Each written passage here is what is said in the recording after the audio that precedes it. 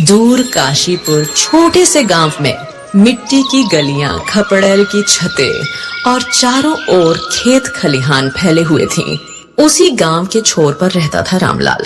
रामलाल गांव का सीधा साधा किसान, जिसने जिंदगी भर हल चलाया, मगर किस्मत के मार से कर्ज में डूब गया। साहूकार लल्लन सिंह का उद्धार उस पर पहाड़ बनकर बैठा था। घर में उसकी भोली भाली पत्नी सीता, जो हर बात पर भगवान का नाम लेती, और उनका एक जवान बेटा सुरेश, जो गांव भर में अपनी मेहनत और जिद के लिए जाना जाता था। उस दोपहर सूरज सर पर चरट रहा था। घर के आंगन में रामलाल अकेले खाट पर बैठा था और थोड़ी दूर उसकी पत्नी सीता चावल का बीज साफ कर रही थी, पर उसकी निगाहें बार बार रामलाल पर जाकर अटक रही थीं। थोड़ी देर बाद वो रामलाल से कहती है, काहे इतना माथा पकड़े बैठे हो जी, सब राम जी संभाल लेंगे। अरे भाग्यवान, अब भगवान कब तक संभालेंगे। अब तो लल्लन सिंह हर रोज दरवाजा खटखटाता है, बोलता है खेत गिरवी रख दे, नहीं तो सब नीलाम कर दूंगा। बिटवा रोज पसीना बहा रहा है खेत में, तो इस बार खेती तो ठीक होगी, उसमें से सब चुका देंगे। खेती से कर्ज चुकता होता तो गांव का आधा किसान आज सड़क पर भीख मांगता ना होता है। तभी दूर से कदमों की आवाज आती है। लल्लन सिंह आता दिखता है। सफेद चमकता धोती कुर्ता और चेहरे पर अकड़, आंखों में तिरस्कार। अरे ओ रामलाल, कहाँ छुपा बैठा है रे तू? रामलाल घबराकर खाट से खड़े होकर कहता है, लल्लन सिंह जी प्रणाम। प्रणाम छोड़, मेरा रुपया कहाँ है? कब से कह रहा हूँ उधारी उतार या फिर खेत मेरे हवाले कर। लल्लन सिंह जी, थोड़ी मोहलत और दे दो। इस बारिश ने धोखा दे दिया है, फसल चौपट हो गई है। अगली बार मेहनत करके सब चुका दूंगा। क्या रे रामलाल, तेरा ये अगली बार सुनते सुनते मेरे कान पक गए। गरीब की जुबान से निकली कसम ज्यों की त्यों टूट जाती है। सुन ले, अगर अगले महीने तक रुपया नहीं मिला तो तेरे खेत पर मेरा झंडा गाड़ दूंगा। आस पड़ोस के 2-3 गांव वाले भी चौपाल से लौटते लौटते रामलाल के आंगन पर रुक गए और तमाशा देखने लगे। रामलाल शर्म से गड़ गया। तभी अंदर से सुरेश निकला। चौड़े कंधे वाला जवान लड़का, माथे पर पसीना चमक रहा था। शायद खेत से सीधा आया था। लल्लन सिंह काका, इतना ताना मार मार के काहे बापू को रुलाते हो? खेत नहीं बिकेगा, ये बात आप गांठ बांध लो। लल्लन सिंह सुरेश की ओर घूरते हुए बोला, अरे छोरे, तेरी औकात क्या है? तेरे बाप का खेत उधार से बंधक है, अदालत से लाऊंगा, हुक्म चलवा दूंगा, तब देखूंगा कैसे बचाता है। सुरेश ने दांत भींच ली और लल्लन सिंह को कहा, जब तक मेरी सांस है खेत की एक टुकड़ा मिट्टी भी तुम्हें छूने नहीं दूंगा। पसीना बहा दूंगा लेकिन खेत नहीं दूंगा। सीता रोने लगी। रामलाल चुप खड़ा रहा। लल्लन सिंह मुंह बिचकाकर बोला, ठीक है छोरे, देखता हूँ तेरी मर्दानगी। महीने भर में कर्जा वापस ना हुआ तो तेरे खेत पे मेरा हल चलेगा। इतना कहकर वो जोर जोर से हंसता हुआ बाहर चला गया। गांव वाले भी खुसुर फुसुर करते हुए चले गए। आंगन में सन्नाटा छा गया। हवा भी जैसे थम गई हो। सीता ने रोते हुए सुरेश से कहा, बेटा, इतनी जोश मत दिखा, तेरे बापू पहले ही टूट चुके हैं, कर्जा बड़ा भारी है बेटा।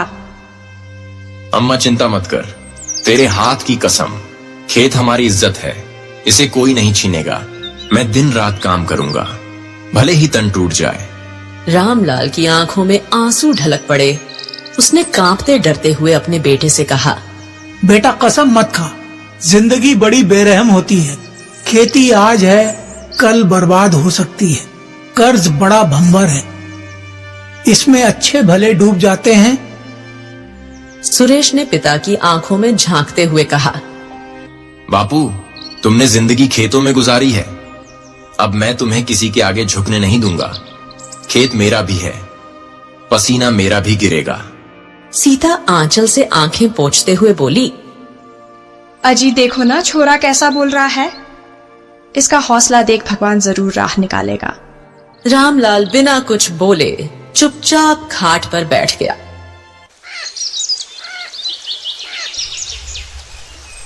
उस रात पूरा घर चुप रहा। सुरेश आंगन में चारपाई पर करवटें बदलता रहा। उसके मन में ललन सिंह का ताना गूंज रहा था। अरे छोरे, तेरी औकात क्या है? तेरे बाप का खेत उधार से बंधक है, अदालत से लाऊंगा, हुक्म चलवा दूंगा, तब देखूंगा कैसे बचाता है। सुरेश ने आसमान की ओर देखा। तारे चमक रहे थे। उसने मन ही मन कहा, औकात दिखाऊंगा लल्लन सिंह। जिस खेत की मिट्टी से खेलकर बड़ा हुआ हूं वो मेरी जान है, इसे कोई नहीं छीन सकता। सुरेश की आंखों में आंसू थे, मगर दिल में आग भी जल रही थी। दूसरे दिन सुबह का सूरज अभी पूरी तरह निकला भी नहीं था कि सुरेश हल लेकर खेत की ओर निकल पड़ा। खेत के मेड़ पर ओस अभी भी चमक रही थी। बैल के रस्सी थामे वो मन ही मन लल्लन सिंह की बात याद कर रहा था। खेत में पानी की कमी साफ दिख रही थी। सुरेश ने बैलों को जोतते हुए हल जमीन पर चलाया। पसीना माथे से टपक रहा था, मगर उसके चेहरे पर जिद साफ झलक रही थी। वो हल चलाते हुए खुद से बोलने लगा, जितना पसीना बहाना पड्डेढ़ी बहा दूंगा, लेकिन बापू का सर नीचा नहीं होने दूंगा। अब कर्ज उतार कर ही रहूंगा। थोड़ी देर बाद गांव के 2 आदमी वहां से गुजरे। चौपाल की ओर जा रहे थे। खेत में सुरेश को हल चलाते देखा और वहां रुक गए। अरे देखो तो, यह रामलाल का छोरा सोचता है अकेले मेहनत से साहूकार का कर्जा चुक जाएगा। काफी बड़े सपने देख रहा है। हाँ, जवान खून है, जोश में है। 2-4 दिन हल जोतेगा, फिर समझेगा कर्जा खेती नहीं पूरा पहाड़ है। दोनों हंसते हंसते आगे बढ़ गए। सुरेश ने सब सुना, मगर बिना कुछ बोले हल चलाता रहा। उसकी आंखों में आंसू आ गए, मगर उसने पसीने के साथ आंसू भी मिट्टी में मिला दिए। दोपहर तक सूरज आग बरसाने लगा। मिट्टी तपने लगी, बैल भी हाँफने लगे। सुरेश ने बैलों को तालाब की ओर मोड़ा, पानी पिलाया, खुद भी किनारे बैठ गया। तभी गांव का उसका दोस्त राजू वहां आया। अरे सुरेश, तू तो पागल हो गया है। सवेरे से खेत जोत रहा है, थोड़ा आराम कर ले, नहीं तो गिर जाएगा। राजू, अब आराम का समय नहीं है। खेत ही तो सब कुछ है। जब तक यह खड़ा रहेगा बापू की इज्जत बची रहेगी। तेरी जिद है भाई, मैं तो तेरे आगे कुछ नहीं बोल सकता। लेकिन सुन, साहूकार लल्लन सिंह यूं छोड़ने वाला नहीं है। बड़े बड़े लोग उसके जाल में फंस चुके हैं। हाँ, फंसे होंगे और लोग, लेकिन मैं नहीं फंसूंगा। देख लेना, ये फसल ही मेरी ढाल बनेगी। शाम होते होते सुरेश खेत से लौटा। उसका पूरा शरीर मिट्टी और पसीने से सना था। सीता दरवाजे पर खड़ी होकर इंतजार कर रही थी। अरे बिठवा, तू पूरा दिन धूप में जल गया। दोपहर को खाना खाने घर आ जाता तो अच्छा रहता। सुरेश ने मुस्कुराने की कोशिश की और सीता से कहा, अम्मा, पेट की आग तो थोड़ी देर दब सकती है, लेकिन मन के अंदर जो आग लगी है वह तो जब फसल आएगी तभी बुझेगी। तब तक मुझे चैन नहीं मिलेगा। बेटा, मैं तुझसे भीख मांगती हूँ, इतनी जान मत खपा। डर लगता है कहीं तुझे कुछ हो ना जाए। अम्मा, मुझे कुछ नहीं होगा, तुम फिक्र मत करो। अगर मैं गिर भी पड़ा तो खेत की मेड़ पर ही गिरूंगा, मगर अब हार नहीं मानूंगा। 2-3 दिन ऐसे ही बीत गए। गांव वाले रोज सुरेश को खेत में जोतते हुए देखते। कुछ हंसते, कुछ तरस खाते। एक दिन दोपहर में ललन सिंह खुद खेत पर आ पहुंचा। उसने सुरेश से कहा, अरे सुरेश, बड़ा जोर लगा रहा है रे। सोचता है यह मिट्टी तुझे रुपया बना देगी, लेकिन सुन, ब्याज दिन पर दिन बढ़ रहा है। फसल होगी भी तो आधा तो मेरे ही घर आएगा। सुरेश ने हल छोड़कर ललन सिंह की ओर देखा। काका, रुपया आपका है, लेकिन मेहनत मेरी है। खेत मेरा है। जब तक मैं जिंदा हूं कोई इसे नहीं छीन सकता। ललन सिंह ने गुस्से से बोला, देख लूंगा, छोरे मर्द बन रहा है। याद रख, महीने भर बाद तेरे खेत पे मेरी फसल होगी। सुरेश दांत भेजते हुए बोला, काका, मैंने कसम खाई है, खेत पे हल चलेगा तो सिर्फ मेरा, और पसीना बहेगा भी मेरा। ये मिट्टी मेरे बापू की है, इसे किसी को भी छीनने नहीं दूंगा मैं। लल्लन सिंह ने घूर कर सुरेश को देखा और चला गया।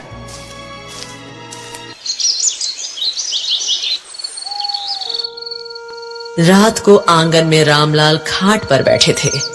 सीता पास में रो रही थी। सीता, मुझे डर लग रहा है, हमारा छोरा पागल हो रहा है, न जाने खेत उसका सहारा बनेगा या जाल। अब तो भरोसा इसी पर है। तुम देख नहीं रहे, हमारे छोरे की आंखों में आग है।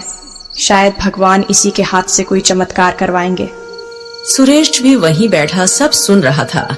उसने पिता के पास आकर कहा, बापू, तुम हिम्मत हार रहे हो, मगर मैं नहीं हारूंगा। उसने आपका अपमान किया है, इसीलिए अब मैं ललन सिंह की हंसी जरूर मिट्टी में मिला दूंगा। ऐसा सुनकर रामलाल की आंखें छलक पड़ी। वो कुछ नहीं बोले। अगले ही दिन से सुरेश ने और भी ज्यादा मेहनत शुरू कर दी। सुबह सूरज उगने से पहले ही उठना, बैलों से खेत को जोतना, पानी से सिंचाई करना, खेत के मेढ़ दुरुस्त करना, सब कुछ अकेले करता। गांव वाले अब मजाक से ज्यादा हैरान होने लगे। ये छोरा तो सच में दीवाना है, दिन रात खेत में पड़ा रहता है, कहीं सचमुच फसल कुछ कर गई तो। दूसरा आदमी चुप रहा। सुरेश की मेहनत अब ताने वालों को भी सोचने पर मजबूर कर रही थी। एक शाम सूरज ढल रहा था।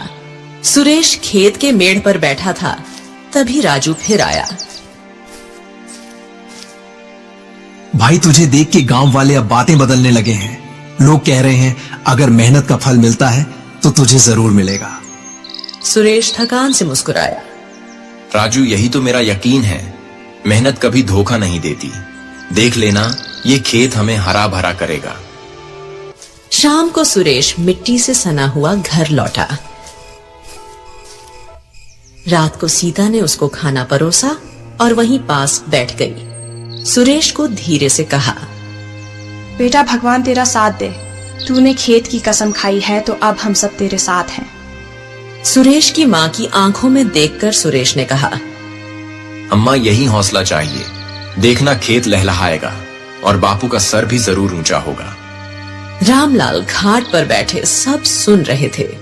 उनके दिल में अब थोड़ी सी उम्मीद की लौ जल उठी। दूसरे दिन गांव के चौपाल पर बड़ी भीड़ लगी थी। पीपल के पेड़ के नीचे बुजुर्ग और गांव वाले इकट्ठा हुए। साथ ही गांव का सरपंच और लल्लन सिंह साहूकार भी वहां था। रामलाल, उसकी पत्नी और सुरेश भी वहां आ पहुंचे। लल्लन सिंह बीच में खड़ा होकर ऊंची आवाज में बोला, रामलाल का कर्जा सिर चढ़ गया है। अब पंचायत ही तय करे, या तो वह रुपया दे या उसका खेत मेरे नाम लिखे। रामलाल सर झुकाए खड़ा था। सीता थोड़ी दूरी पर खड़ी थी। आंखों से आंसू बह रहे थे। सुरेश पास ही खड़ा था। सरपंच ने रामलाल से कहा, रामलाल, ये क्या है? तुमने सचमुच अब तक रुपया नहीं चुकाया? रामलाल का गला सूख गया। उसके गले से शब्द नहीं निकल पाए। अरे सरपंच जी, इतना पूछने की क्या जरूरत है? पूरा गांव जानता है यह खेत अब लल्लन सिंह का ही होगा। आज तक साहूकार का कर्जा कौन चुका पाया है? भीड़ में हल्की हंसी फुसफुसाहट हुई। यह सुनकर सुरेश गुस्सा होकर तेज आवाज में कहने लगा, चुप रहो सब, खेत अभी भी हमारा है।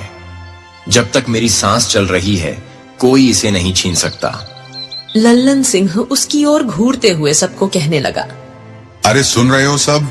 छोरा बहुत बहादुरी झाड़ रहा है। कहता है कि खुद को बेच देगा मगर खेत नहीं देगा। हाँ, बेच दूंगा मगर खेत नहीं दूंगा। खेत मेरी मां है, कोई इसे छू भी नहीं सकता। चौपाल में सन्नाटा छा गया। सब हैरानी से सुरेश को देखने लगे। उस रात सुरेश और भी ज्यादा टूट चुका था, मगर जिद कम नहीं हुई। गांव वालों की हंसी उसके कानों में गूंज रही थी। वो देर रात को ही खेत पर चला गया। चांदनी में अकेले हल के पास बैठ गया और खुद से ही बुदबुदाने लगा। सब हंस रहे हैं मुझ पर, लेकिन देखना, यही लोग एक दिन मेरी मेहनत को सलाम करेंगे।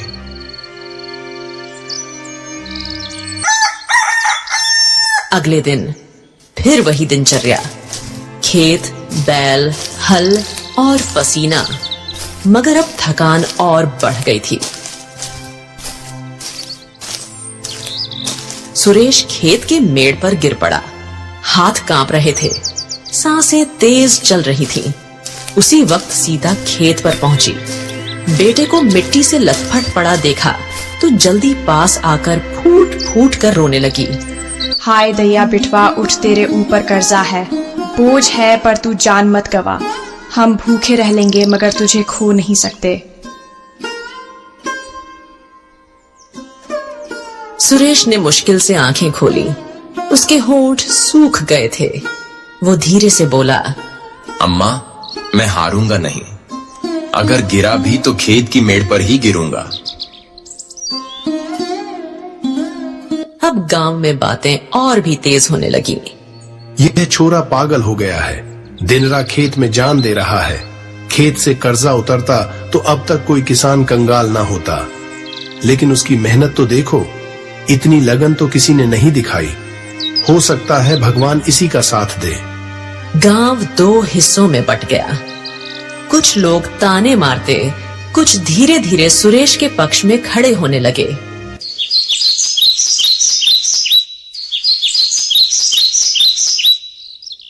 थोड़े दिन बाद एक शाम चौपाल पर फिर पंचायत लगी।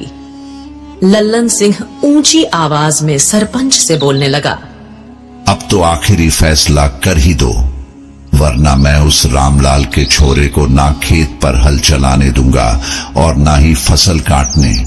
कर्जा लौटाओ वरना खेत मेरा। लल्लन काका, खेत पर हल चलेगा तो सिर्फ हमारा। तुम चाहे कितनी बार पंचायत लगा दो, मैं डटकर खड़ा रहूंगा। और हाँ, खेत में अब फसल लहरा रही है। हम आपका कर्जा जल्दी ही चुका देंगे। छोरे जिद ही तुझे बर्बाद करेगी। और हाँ, 1 महीने की मोहलत पूरी होने वाली है, उससे पहले मेरा रुपया लौटा देना, समझे? सिर्फ बड़ी बड़ी बातों से कुछ नहीं होता। इतना कहकर लल्लन सिंह वहां से चला गया। सभी गांव वाले भी चुपचाप घर लौट गए। उस रात रामलाल बहुत देर तक खामोश रहा। खाट पर बैठकर सोचता रहा। अंत में बोला, सीता, मुझे डर है कहीं बेटा खुद को मिट्टी में ना मिला दे। उसकी जिद उसे खा जाएगी। राम, यही तो उसकी ताकत है। तुम देखना, एक दिन यही जिद हमें सम्मान दिलाएगी। रामलाल ने लंबी सांस ली। अंदर से वह भी बेटे पर गर्व करने लगा। सुरेश रात को आंगन में खटिये पर लेट रहा था। उसने लेटे तारों की ओर देखा और धीरे धीरे बुदबुदाने लगा, हे भगवान, मुझे तोड़ मत देना। माँ बाप की इज्जत का सवाल है। खेत बचाना ही मेरी जिंदगी है। उसकी आंखें भारी हो गई, मगर दिल का बोझ नींद से भी बड़ा था। दूसरे दिन सुबह खेत के मेड़ पर खड़ा सुरेश दूर तक फैली हरियाली देख रहा था। गेहूं की बालियां हवा में झूम रही थीं। चेहरे पर थकान के बावजूद संतोष दिख रहा था। हे धरती माँ, तूने मेहनत का फल दिखा दिया। अब यह फसल ही हमारी इज्जत बचाएगी। इतने में राजू खेत पर आ पहुंचा। उसने हंसते हुए चारों ओर देखा और सुरेश से कहा, अरे वाह भाई, तेरे खेत की तो रंगत ही बदल गई। सच कहूँ, इतना हरा भरा खेत गांव में किसी का नहीं है। राजू, ये मेरे खून पसीने का रंग है। मैं तो दिन रात मिट्टी में घुल गया हूँ। हाँ भाई, गांव वाले अब धीरे धीरे तेरी तारीफ करने लगे हैं। कल ही चौपाल पर लोग कह रहे थे कि अगर मेहनत रंग लाती है तो सुरेश का खेत जरूर लहलाएगा। ऐसा सुनकर सुरेश की आंखें चमक उठी।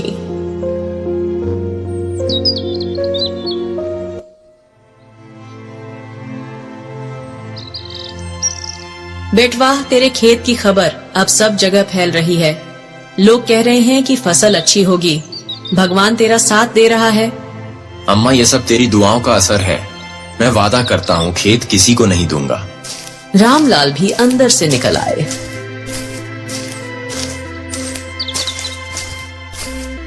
लंबे समय बाद उनके चेहरे पर मुस्कान दिखी।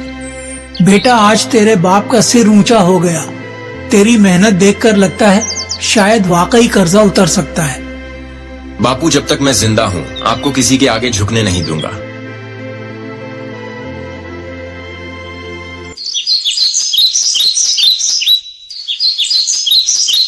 अब दिन बीतते गए।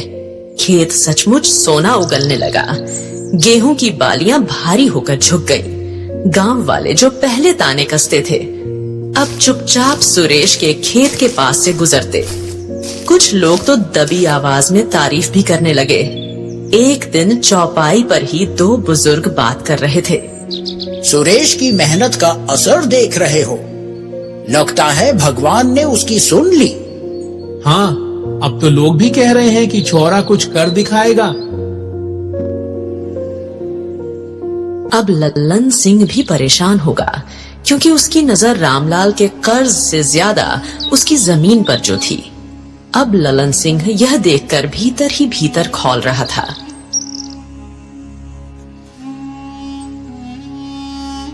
एक शाम वो सरपंच के पास पहुंचा और सरपंच से कहा,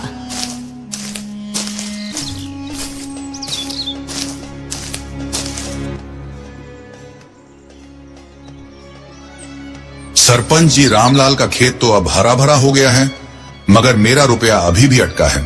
ब्याज जोड़ो तो कर्जा और बढ़ गया है। पाप पंचायत में ऐलान कर दो कि जब तक रुपया ना चुकता हो खेत पर उसका कोई हक नहीं। लल्लन सिंह, तेरी बात सही है कि रुपया बकाया है, मगर उसका छोरा दिन रात मेहनत कर रहा है। अब गांव वाले भी उसके साथ खड़े होने लगे हैं। तू कुछ नरमी दिखा भाई। नरमी? सरपंच जी, मैं तो ब्याजखोर हूँ। अगर नरमी दिखाऊंगा तो लोग मुझे ही खा जाएंगे। तुम सिर्फ पंचायत बुलाओ और फैसला कराओ, बस। अगले दिन पंचायत बुलाई गई। पूरा गांव जमा हुआ। सुरेश और रामलाल भी वहां पहुंचे। सरपंच जी, खेत चाहे हरा हो गया हो, मगर रुपया अभी तक नहीं लौटा। ब्याज जोड़ो तो 2 गुना कर्जा है। खेत अब मेरा होना चाहिए। आप जमीन के कागजात मंगवाओ और मुझे फैसला करके दो। काका, रुपया बड़ा होगा, मगर उससे भी बड़ा पसीना मैंने बहाया है। खेत मेरी जान है, मैं इसे कभी नहीं दूंगा। और वैसे भी महीनों की मोहलत में अभी 7 दिन बाकी हैं। भीड़ में खुसुर पुसुर होने लगी। कुछ लोग सुरेश की हिम्मत की तारीफ कर रहे थे, कुछ लल्लन सिंह की बातों से डर रहे थे। तभी सरपंच ने लल्लन सिंह को कहा, लल्लन सिंह, जब तक फसल ना बिके तब तक कैसे रुपया चुकाया जाएगा? अब थोड़ा इंतजार करना ही होगा। लल्लन सिंह ने आंखें तरेरी और सुरेश की ओर इशारा करते हुए कहा, ठीक है, मैं इंतजार कर लूंगा, लेकिन याद रखना, अगर 7 दिन के अंदर पैसे ना लौट आए तो पंचायत खुद खेत मेरे हवाले करेगी। इतना कहकर लल्लन सिंह गुस्से में वहां से चला गया।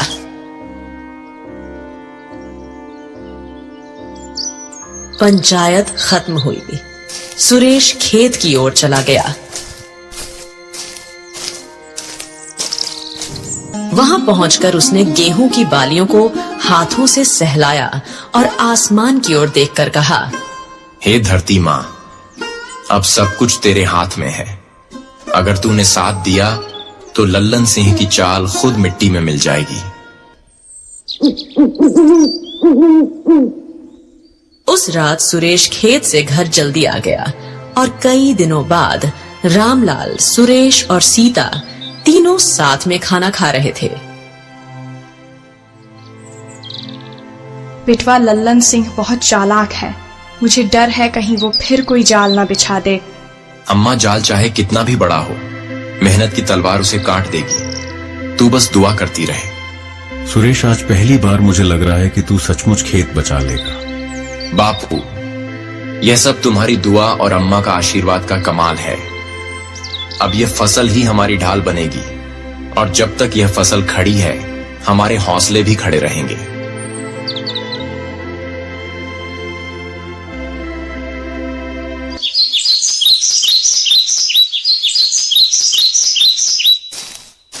दो दिन बाद सुरेश अपने बापू और अम्मा को खेत दिखलाने ले गया।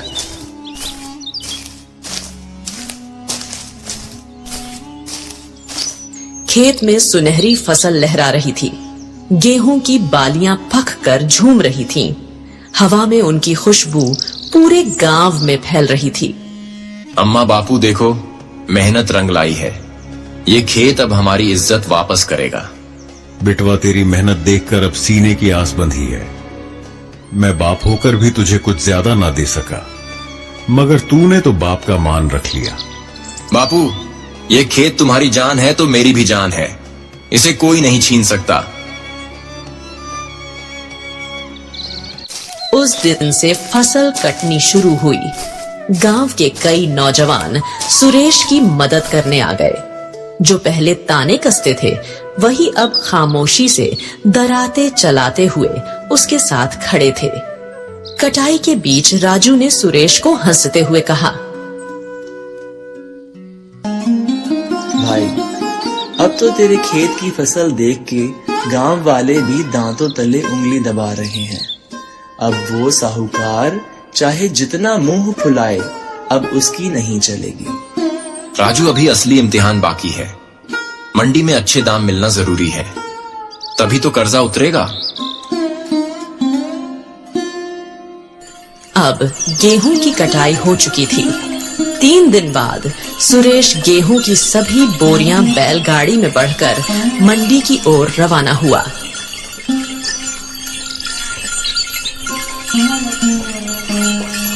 मंडी में भीड़ लगी हुई थी।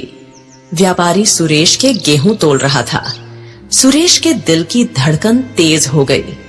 व्यापारी ने गेहूं देखकर कहा, भाई, ऐसा गेहूं तो पूरे इलाके में किसी के पास नहीं है। इसका दाम अच्छा मिलेगा। ऐसा सुनकर सुरेश की आंखों में चमक आ गई। कई घंटों की भागदौड़ के बाद जब आखिरी बोरी भी बिक गई, तो व्यापारी ने गिनकर रुपयों की गठरी सुरेश को थमा दी। सुरेश कांपते हाथों से रुपया पकड़ रहा था। उसकी आंखों में आंसू भर आए। वो मन ही मन कहने लगा, हे भगवान, अब बापू का सिर ऊंचा होगा। अब कोई हमें ताने नहीं मारेगा।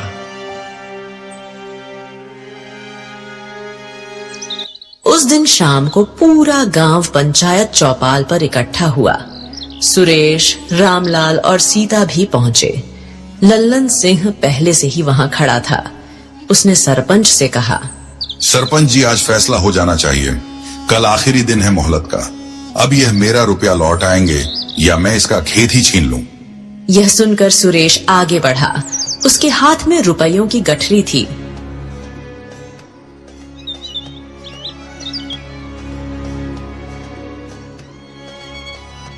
ललन सिंह काका, यह रहा पूरा रुपया, एक एक पैसा चुकता। अब बोलो, ये खेत किसका? भीड़ में सन्नाटा छा गया। सबकी नजरें साहूकार की ओर टिक गई।